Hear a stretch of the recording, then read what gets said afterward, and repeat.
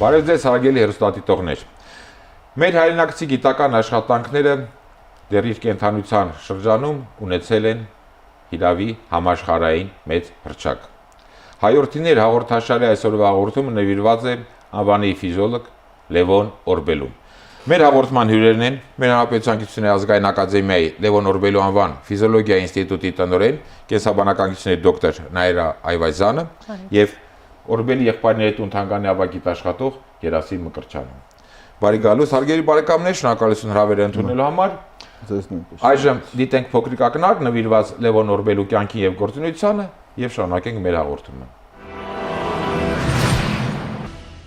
Աշխարհահռչակ գիտնական Լևոն Օրբելին ծնվել է 1882 թվականի հունիսի 25-ին Ծաղկաձոր քաղաքում։ 1904 թվականին ավարտել է Պետերբուրգի ռազմաբժշկական ակադեմիան։ 1907-ից 20 թվականներին աշխատել է Պետրոգրադի փորձառական բժշկագիտության ինստիտուտում։ 1936-ից 50 թվականներին եղել է ԽՍՀՄ Գիտությունների ակադեմիայի Պավլովի անվան ֆիզիոլոգիայի ինստիտուտի, 1956-ից 58 թվականներին Սեչենովի անվան էվոլյուցիոն ֆիզիոլոգիայի ինստիտուտի տնօրեն։ 1942-ից 46 թվականներին ԽՍՀՄ Գիտությունների ակադեմիայի փոխնախագահ, 1943-ից 50 թվականներին Կիրովի անվան ռազմաբժշկական ակադեմիայի պետ։ Իվան Պավլովի մերձավորագույն աշակերտն ու աշխատակիցն էր, ում մայից հետո եղել է ԽՍՀՄ ֆիզիոլոգիական ընկերության նախագահը։ Մահացել է 1958 թվականի դեկտեմբերի 9-ին։ Թաղված է Պետերբուրգի Բոգոսլովյան գերեզմանատանը։ Աշխատանքներն ունեն համաշխարհային ճանաչում։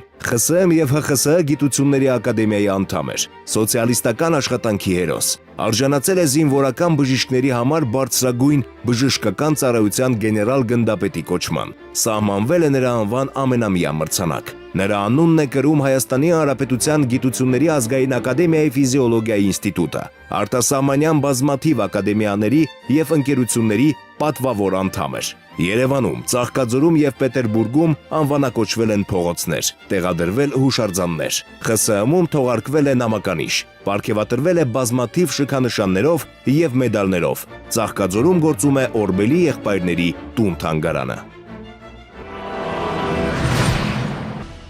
Տիկին Այվազյան,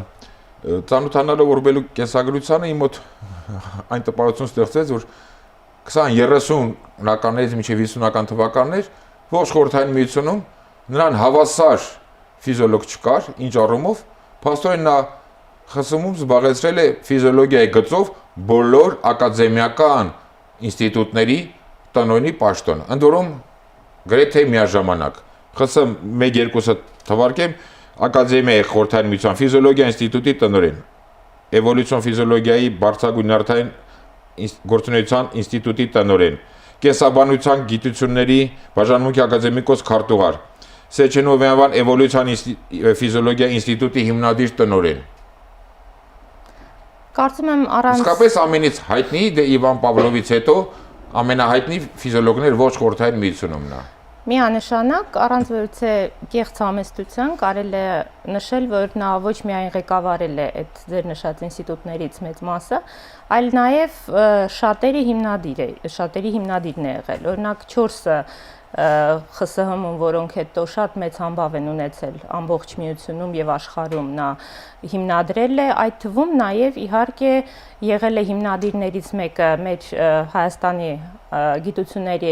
ազգային ակադեմիայի, որտեղ ներկայացրել է բնագիտական թևը եւ հետեւաբար իհարկե եղել է հիմնադիրը մեր ֆիզիոլոգիական դպրոցի, որը եւս շատ մեծ համբավ է ունեցել ԽՍՀՄ-ի տարիներին, եղել է առաջադեմը շատ հարցերում, շատ գիտական ուղղությունների առաջատարն է եղել եւ այստեղ կազմակերպվել են մի շարք համաշխարհային գիտաժողովներ մեծ անվանի գիտնականներով։ Այդ բոլորի հիմնադիրը եղել է ոչ միայն Լևոն Օրբելին, այլ նաև այն փայլուն աշակերտների պլեյադան, որը եկել է նրանից հետո,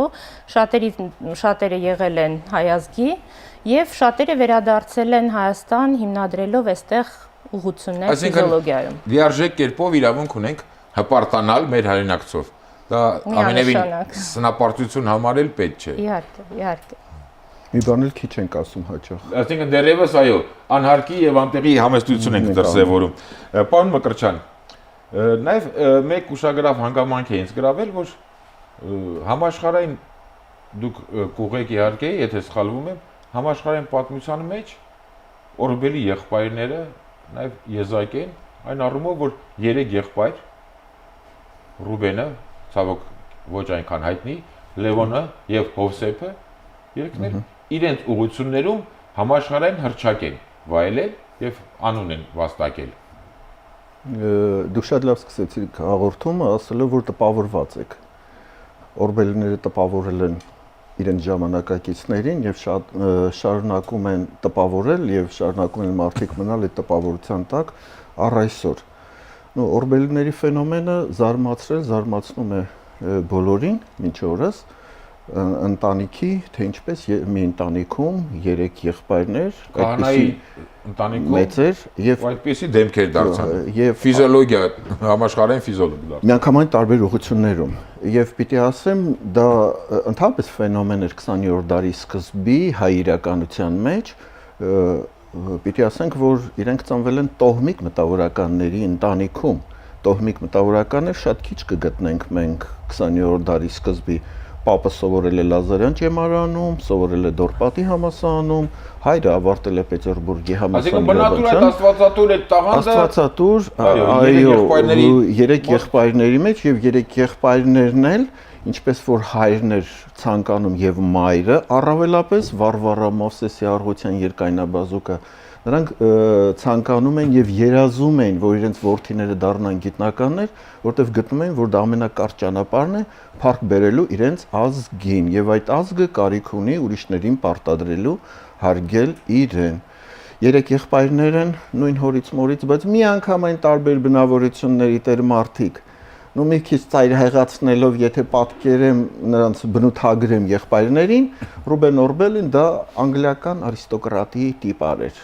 Լևոն Օրբելին դա իսկական ինտելիգենտ, Հովսեփ Օրբելին դա արևելյան դեսպոտ, բռնակալ։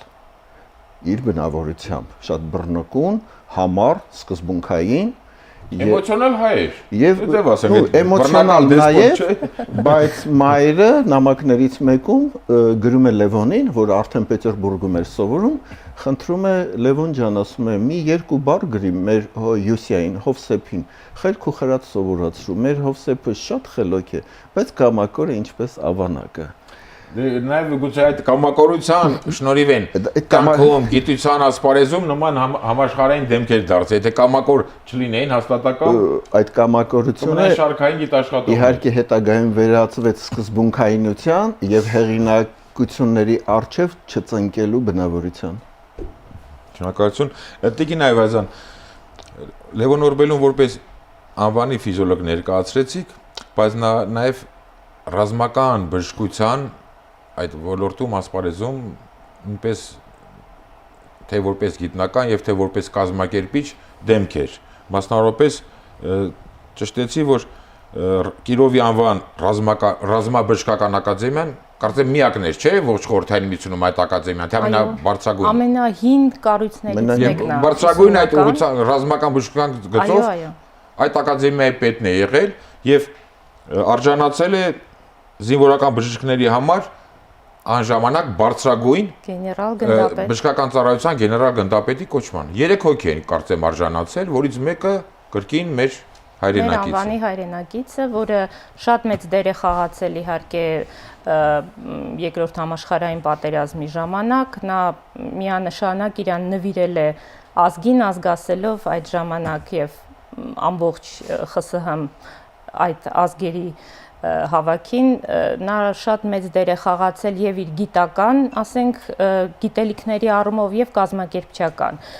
Նույնիսկ հենց այդ տարիներին էր, երբ նա իր եղբոր հետ միասին էվակուացիայի ժամանակ Լենինգրադից ուրեմն եկել են Հայաստան, հիմնելով այստեղ գիտությունների ազգային ակադեմիա 1943 թվականին, թվում է թե այն ժամանակ, երբ ոչ մեկի մտքով չի անցնում գիտությունը։ Այո, նման պատերազմական ծանր իրավիճակում ակադեմիա ստեղծել։ Բայց խոսքը գնում էր այն բանի մասին, որ հենց դրանով, գիտությունով, գիտելիքով կարող ենք ուժեղ լինել եւ դիմակայել հենց այդ թշնամուն,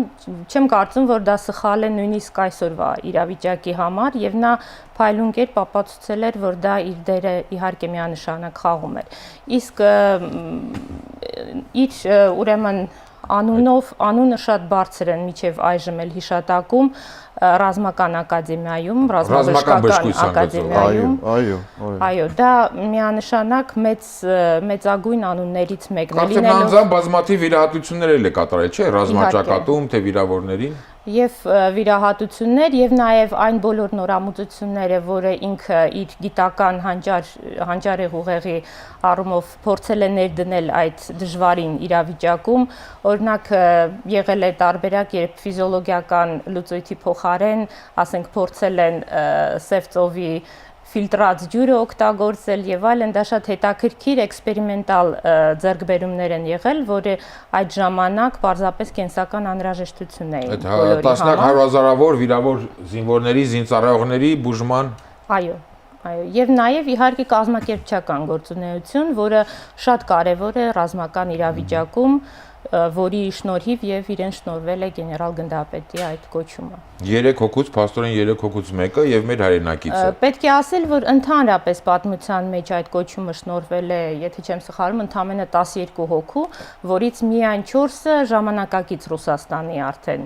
անկախացած Ռուսաստանի հայրենակապատասխանատվերին ընդամենը 3 հոգի են արժանացել։ Մեկը շատ հայտնի Բուրդենկն, ինքը եւ եւս մի գեներալ գնդապետ։ Եվ Տիկին Այվազյան, հատկապես հիմա է ռազմական բժշկության դերը կարևորվում, Արցախյան ազատամարտ թշնամի ազերիների նման թշնամի հարևան ունենք եւ ռազմական բժշկության ոլորտում Լևոն Օրբելու այդ նորամուծություններ դուք ասացի գիտական հայտնագործությունները կամ թողած այդ աշխատանքները նաեւ մեր ներկա ռազմական բժիշկների համար օգտակար կլինի։ Իհարկե, բայց ես կուզենայի հավակնել, որ մենք ոչ միայն պետք է օգտվենք այն ժամանակվա իր թողած այդ փայլուն գիտելիքներով եւ ձեռքբերումներով, բայց իհարկե մեր ինստիտուտը շատ ակտիվ գործում է շարունակելով տրադիցիաները Լևոն Օրբելու եւ մենք հիմա էլ փորձում ենք շատ օգտակար լինել նաև մեր ազգին, որոշ շատ հետաքրքիր պրոյեկտներ ենք ներկայացնում նաև ռազմական բժշկագիտության համար, ինչու՞ չէ։ Դա հիմա շատ ակտուալ է եւ մենք փորձում ենք շարունակել այդ ավանդույթը։ Շատ բարի։ Պարոն Մկրտչյան, դուք արդեն եղբայրների, կարծես թե հոգեբանական կերպարը ներկայացրեցիք շատ ուշագրավ կերպով։ Այդ առումով արդեն զուտ միայն Լևոն Օրբելու կյանքի հետ կապված ինչ հետաքրքիր եւ ուշագրավ դեպքեր կարող եք հիշել։ Տիկին Այվազյանը շատ լավ ներկայացրեց Լևոն Օրբելուն որպես ֆիզիոլոգ, նրա ծառայությունները, նույնիսկ չեմ անդրադառնա նրա ֆունդամենտալ աշխատանքները ֆիզիոլոգիայի բնագավառում, բայց փորձեի մի փոքր կանգ առնել նրա պրակտիկ գործունեությանը ֆիզիոլոգիայի բնագավառում։ Լևոն Օրբելին համարվում է ավիացիոն բժշկության հիմնադիրը։ 1920-ական թվականների վերջին նա Պավլովի անվան ինստիտուտում ստեղծեց բարոկամերա եւ սկսեց զբաղվել ինքը եւ իր կոլեկտիվը, ղեկավարած կոլեկտիվը ավիացիոն բժշկությամբ եւ համարվում է ավիացիոն բժշկության հիմնադիրը։ Օրինակի համար ասեմ 1942 Այսինքն նման բնագավառ կա ավիացիոն բժշկություն։ Այո, 42 թվականին, երբ Խորհրդային Միությունում փորձարկեցին առաջին կործանի ռեակտիվ կործանիչը 42 թվականի մայիսի 15-ին Բախչիվանիջին, երբ որ թռավ, ընկավ անհաջող փորձեր դա, իսկ Լևոն Օրբելին այդ ժամանակ պաշտպանության նախարարության ռազմական գիտական խորհրդականն էր եւ նա պիտի նաեւ պատասխան տար թե ինչու անհաջող է այդ փորձը անհաջող էր, այսինքն ապահովելով ֆիզիոլոգիայի օդաչուի ֆիզիոլոգիայի այդ բնագավառը եւ նա ապացուցեց որ դա ֆիզիոլոգիայի հետ խնդիր չունեն օդաչուները նաեւ Լևոն Օրբելուն են շատ բանով պարտական։ Այո, որ դա զուտ ուրեմն տեխնիկական խնդիր է Գիտեք, դա այդ ժամանակ այդքան էլ անվտանգ բնագավառ չէր, Ստալինը անհաջողակ մարդկանց չէր ներում։ Եվ պիտի ասեմ, որ Լևոն Օրբելին հանդիսանում է նաև տեզերագիտության բժշկության հիմնադիրը։ Մենք տեզերական բժշկության, տեզերական ֆիզիոլոգիա, տեզերական ֆիզիոլոգիա հիմնադիրն է։ Այո, մենք գիտենք, որ 50 թվականին Լեոն Աբգարչի մեղադրեցին, որ Այդ ամենը ո՞նց է հասցրել։ Լինելով մի քանի ինստիտուտների տնօրեն միաժամանակ, այսինքն վարչական աշխատանքը նա ժամանակի մեծ մասը պիտի կլաներ։ Լեոնարդ Գարչը եղել է շատ մեղ բնավորության տերանձնավորություն, բայց շատ սկզբունքային եւ պահանջկոտ։ Եվ նա սիրում էր ստեղծել կոլեկտիվներ, օժանդակել կոլեկտիվներին, ղեկավարել կոլեկտիվներ, ղեկավարել եւ հասնել արդյունքի։ Դա նաեւ իր այդ մարդկային բնավորության շնորհիվ է։ Խոսքը կիսատ մնաց 50 թվականին, երբ որ նրան հեռացնում են, մեղադրելով Պավլովյան ֆիզիոլոգիան չզարգացնելու, խորթային եւ այլն։ Իմիջիալս դա ղեկավարում էր Կրեմլի անձամ Մալենկովի կողմից, իհարկե հսկվում էր Ստալինի կողմից, բայց 53 թվականին ակադեմիայի պրեզիդենտ Նեսմիյանովը մինչև 55 թվականը գտնվում էր այդ կարելի ասել Չակերտ աքսորի մեջ։ Նեսմիյանովը գրում է նամակ Լեոնարդ Գարչին եւ խնդրում ղեկավարել ուրեմն մի խումբ։ Եւ այդ խումբը փաստորեն ու Գախներ են ժամանակ Շենովի ինստիտուտը որ ստեղծել։ Հա, Գախներ պահում, այդ խումբը փաստորեն զբաղվում էր տեզերական ֆիզիոլոգիայով եւ մենք ունենք վկայությունը դրա, որ տեզերագնաց Եգորովը, երբ առաջին այդ հաջող թռիչքից հետո առաջին իր հարցազրույցում նշում է Լեոն Օրբելու անունը որպես այդ բնագավառի հիմնադիր։ Եվ բացի այդ եւս մեկ հպարտանալու բացի այդ ես սականվանեի Լևոն Օրբելին օթում, ցամաքում եւ ծովում։ Նա միաժամանակ հանդիսանում է ստորջրյա այդ ֆիզիոլոգիայի հիմնադիրը իր աշակերտ Եվգենի Միխայլովիչ Կռեպսի հետ, որը հետո դարձավ սոցաշխատանքի հերոս, ակադեմիկոս եւ այլն, եւ նույնիսկ ավելին կարող եմ ասել, Լևոն Օրբելին անձամբ ինքը նավաստիների հետ իջնում էր այդ սուզանավերի մեջ, այսինքն փորձը դնում էր փաստորեն իր վրա, եւ ավստրիացի հայտնի գրող Գուգո Գլազերը իր գրքում աշխարհի ճանաչված բժիշկների կողքին, ովքեր իրենց վրա փորձ են դրել, ուրեմն հիշատակում է Լևոն Օրբելուն եւ առանցին մի գլուխ այդ գրքում նվիրված է Լևոն Օրբելուն։ Շնորհակալություն։ Տիկին Այվազյան, հաղորդումից առաջ դուք կարծեմ հիշատակեցիք, որ Օրբելին նաև փրկել է Լորենցի կյանքը։ Այո, Կոնրադ Անուղղակի կամ ուղղակի։ Այո։ Կարելի է ասել ուղղակի։ Դա հերոստատիտողներն այդ հետաքրքիր դիպվածություններ շատ հետաքրքիր դեպք է, որովհետև շատ քիչերը գիտեն այդ մասին, բայց պետք է նշել, որ Կոնրադ Լորենցը, որը Նոբելյան մրցանակ ստացավ ագրեսիա իր մեծ տեսության հետ կապված կենդանիների եւ մարդու հոգեֆիզիոլոգիայի բնագավառում նա ուրեմն եղել է ռազմագերի եւ եղել է ռազմագերի Հայաստանում, այսինքն պատերազմից հետո այստեղ մյուս ռազմագերի Հայաստանում է եղել Նոբելյան ապագա Նոբելյան մրցանակակիրը մեզ մոտ ռազմագերի է կառուցել է Մատենադարանը եւ այլ այն կառույցները, որոնք այդ ժամանակ կառուցում են ռազմագերիները։ Նո լինելով նաեւ բժիշկ այդ համապատասխան ռազմագերիների ճամբարում նա ուրեմն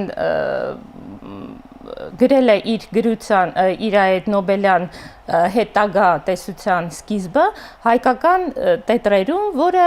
եւ իհարկե անհույս, որ երբևիցե կկարողանա վերադառնալ իր հայրենիք եւ կկարողանա այդ տեսությունը դարձնել գիտական ինչ որ ձեռնարկ։ Սակայն ուրեմն այդ ժամանակ ռազմագերիների ճամբարի բժիշկը, մի հայ բժիշկ, որը տեսնում է, որ գործ ունի ինչ որ շատ խելացի եւ տաղանդավոր մի գիտնականի հետ, խորհուրդ է տալիս, որ նա նամակ գրի ակադեմիկոսին, որը գեներալ գնդապետին, քանի որ նա եւ ռազմական պաշտոն է գրավում, կարող է ինչ որ առումով աջակցել նրան, որ իրեն կամ թեթևացնեն պայմանները, կամ գուցե նույնիսկ բաց թողնեն վերադառնա Ավստրիա։ Հույս չունենալով ոչինչի նա մի նամակ է գրում Լեոն Օրբելուն եւ որոշ ժամանակ անց նրան ոչ միայն տեղափոխում են մի այլ ճամբար Կրասնոդարում, որից շատ հետո կարճ ժամանակահատվածում թույլ են տալի վերադառնալ Ավստրիա եւ նույնիսկ թույլ են տալի տանել բոլոր իր գրառումները, որը գրեթե ապագա Նոբելյան մրցանակակիրի կյանքը փրկվեց Լևոն Օրբելու շնորհիվ։ Եվ կյանքը եւ բացի դրանից իր Նոբելյան այդ աշխատությունը գրվել է այստեղ հայկական տետրերում, պետք է ասեմ, որ մի քանի ժամանակ առաջ մի շատ լավ հայ արվեստագետ երիտասարդ ուրեմն ձեռնարկել է գնալ Ավստրիա եւ այնտեղ գտնելով թորանը Կոնրադ Լորենցի տեսել է, որ այնտեղ կան բոլոր այդ օրիգինալ գրվածները, որոնք հետո դարել են Նոբելյան, հայկական տետրերում գրված, շատ հաճախ դրանք անվանում են ռուսական ձեռագրեր, բայց վրան գրեթե հայերեն տառերով տետր եւ դա 40-ական թվականների հայկական տետրեր են։ Մենք ուրեմն մեր ինստիտուտում բացել ենք այդպիսի մի հուշասենյակ, որը նվիրված է այդ բոլոր հիշատակին, այդ բոլոր լուսանկարներով եւ մենք հույս ունենք, որ քանի որ այս տարին հոբելյանական տարի է Լեոն Օրբելու համար, մի մեծ գիտաժողով կազմակերպել աշնանը, հրավիրելով Կոնրադ Լորենցի թոռանը, որը երազում է այցելել Հայաստանը։ Այդ առումով Տիկին Այվազյան, ձեր ինստիտուտի գործունեությունը ծրագրերը ներկայացրեք, արդեն հիշատակեցիք, շեշտեցիք, որ տրադիցիաներին, Լևոն Օրբելու այդ ավանդերին դուք հավատարիմ եք մնում, շարունակում եք, որպես նրա հիմնադրած ուղղության կամ աշակերտների այդ սերունդը։ Ոչ միայն շարունակում ենք, բայց իհարկե փորձում ենք արդիականացնենք, քանի որ գիտությունը առավել եւս կենսաբանությունը եւ ֆիզիոլոգիան վերջին 2 տասնամյակներում չափազանց արագ աճ է ապրել եւ վերազինումը ինստիտուտի եւ ինչ որ նոր մեթոդաբանության ներառումը շատ մեծ դեր է խաղում, որովհետեւ մենք կարողանանք այդպիսի ժամանակակից լեզվով խոսալ ներկայիս գիտնականների հետ, ինչպես ժամանակին Օրբելի հիմնած ինստիտուտներ նեյրոֆիզիոլոգիայի բնագավառում։ Ներառում ենք նոր մեթոդներ, հյուսվածքային կուլտուրաներ, դրանց հետ փորձեր։ Մենք ունենք պրոյեկտ արհեստական մաշկի աճեցման, որը կարա հետաքրքիր լինի ռազմաբժշկության համար։ Մենք ունենք հետաքրքիր պրոյեկտներ թունաբանության բնագավառում մշակում ենք հակաթույն հայկական օձերի, ուրեմն թույնի դեմ, ինչպես նաև բազմակողմանի գործունեություն է ծավալել ինստիտուտը։ Նո բազմակողմանի ֆիզիոլոգիայի բնագավառում, իհարկե, թեև հիմնադրվել է նա որպես ավելի նեղ նեյրոֆիզիոլոգիայի կենտրոն, սակայն վերածածկելով կրկին բոլոր նեյրոֆիզիոլոգիական հարցերը եւ հոգեֆիզիոլոգիական հարցերը, մենք նաև ծավալվում ենք այլ բնագավառների ֆիզիոլոգիայում։ Շնորհակալություն, պարոն Մկրտչյան, դե հաղորդում ավարտելով խնդրում եմ ներկայացրեք Օրբելի եղբայրների թանգարանի հենց Լևոն Օրբելու հատվածը։ Ցավոք սրտի պետք է նշեմ, որ մեր հայրենակիցները Ծաղկաձորում հանգստանալ սիրում են, իրենց ժամանցը Ծաղկաձորում անցկացնել, սակայն շատ կասկածելի է, որ այդ բոլոր հանգստացողները Օրբելի եղբայրների թանգարան այցելում են, թե չեն այցելում։ Դա մի փոքր կասի մի քիչ ազգային խնդիր է, մի փոքր ավելի ուշ կանդրադառնամ այդ խնդրին, բայց ես փորձեի մի փոքր անդրադառնալ Լևոն Օրբելի մարդ քաղաքացու կերպարի վրա։ Ինչպիսին էր նա, ինչպես էր նա կարողանում մարդկանց գրավել, այդ կոլեկտիվները ստեղծել, կառավարել, ղեկավարել եւ հասնել արդյունքի։ Լևոն Օրբելին ասի, որ շատ բարի բնավորություն, կամեցող, ցանկացող, օժանդակող, միշտ հասնող բնավորություն է ունեցել։ Կոնրադ Լորենցի օրինակը դա հավաստեց, որ ինքը գեներալ գնդապետ լինելով Խորհրդային Միության պետք է օժանդակեր գերմանացի ռազմագերուն, հանցագործին եւ նրան նպաստեր, որ նա ազատվեր եւ գնար, թե ինչով կզբաղվեր դա դեռ հայտնի չէր, բայց նա գնաց այդ քայլին եւ դա արեց։ Սա նաև խոսում է մեր ժողովրդի ֆենոմենի մասին, չէ՞։ Հասարակ շարքային բժիշկ մտածում է, որ սա գիտության աշխարհին պիտանի մարդ է, ինչ է, այստեղ մահանա կամ իր կյանք ավարտի այստեղ, միշտորթում է։ Կերպարի առումով թանգարանում կան ցուցանմուշներ։ Կան, Կոնրադ Լորենցի ուրեմն նյութեր կան եւ նրա Ոչ միայն Լորենցի, ընդհանրապես Լևոն Օրբելու այդ կերպարը։ Իհարկե։ Մենք ունենք բավականին ցուցանմուշներ եւ այստեղ մեկ նամակի վրա ցանկանում եմ ձեր ուշադրությունը հրավիրել Հոբելյանից հետո 57 թվականին շատ մեծ շոկով նշվեց Լենինգրադում անգարց քաղաքից Իրկուտսկի մարզը դա մի հայնական պատերազմի հաշմանդամ նամակ է գրում Լևոն Օրբելուն եւ խնդրում օգնել օժանդակել քանի որ ինքը եւ կինը հաշմանդամներ են իրենց զավակներին չեն կարողանում պահել Լևոն Օրբելին ուղարկում է գումար Երևի թե պարկեշտ անձնավորություն է լինում, որտեղ ունենք հաջորդ նամակները, որտեղ կարծես թե հաշվետվություն է տալիս, թե այդ գումարները ինչի վրա է ինքը ծախսել։ Կնոջն է վալինկաներ գնել, երեխաներին է գնել եւ այլն։ Եվ վերջում ավելացնում է, որ 400 ռուբլի ինքը ստացել է Հովսեփ Օրբելուց է, նա ով է, ձեր եղբայրն է թե ով է։ Այստեղ Լևոն Օրբելին օգնել է բոլորին եւ հաճախ նրան հանդիմանում է Լեոն Աբգարոջ, ախր նա ձեզ խափում է եւ նա միշտ ասում էր ավելի լավ է մի անպարկեշտ մարդ ինձ խափի, քան 100 ազնիվ մարդկանց ես ուրեմն մերժեմ։ Եվ Լեոնա Օրբելին իրոք այն եւ Հովսեփը եւ Լևոնը այն մարդիկ են եղել, ովքեր կարողացել են հասնել, օգնել եւ նույնիսկ 30-ական թվականների այդ վատ տարիներին, 37 թվականին, նրանք միշտ պահել են իրենց աշխատակիցներին, որքան հնարավոր է եղել եւ չեն վախեցել այդ բռնաճնշումներից, չեն վախեցել իրենց պաշտոնների համար եւ լինելով ոչ մեկն էլ չեն եղել կոմկուսի անդամներ, ասեմ ձեզ, 3 եղբայրներից, նույնիսկ ավելին Բարս Պետրովսկին, ներկայիս տնօրենի հայրը, ինձ պատմել է, ասում է 49 թվականներ, ասացին, որ Յոսիֆ Աբգարչը կանչում է։ Իսկ ասում է Յոսիֆ Աբգարչի մոտ մտնելու համար պիտի մի 10 րոպե մտածեիր, ինչի համար է կանչել, ոնց պատասխանեմ։ Ինչի ծանր բնավորություն է ունեցել Հովսեփ Օրբելին։ Ասում եմ մտնեմ ներս, տեսնեմ աթոռը վերցրել հարվածում է բանին, Վասիլևին։ Իսկ Վասիլևը կուս քարտուղարն է եղել Էրմիտաժի։ Պատկերացնում եք Թանգարանի գործնեությանը, Թանգարանը արդեն 35 տարի է գործում է մեր ուրեմն այցելուների համար։ Այս տարիներին զբաղվել ենք գիտակրթական, գիտալուսավորչական աշխատանքներով,